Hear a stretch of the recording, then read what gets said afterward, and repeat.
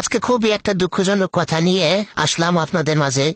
তো রাজারচর রাজারহাট মাদ্রাসা নুরানি মাদ্রাসার পিছনে রাজীব পেদা নতুন বাড়ি করছে।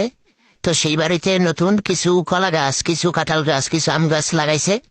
তো কে যেন রাতের বেলা এসে আম গাছটি কাঁঠাল গাছটি কেটে ফেলছে। দেখেন কি ছোট ছোট নাইকেল গাছটি, যে জায়গায় আমাদের একটা নাইকেল গাছ হয়তো 3 থেকে 5 বছর লাগে এতটুকু সাইজ বানাইতে, সেই জায়গায় নাইকেল গাছটি এভাবে কাটছে রাতের বেলা এসে। আর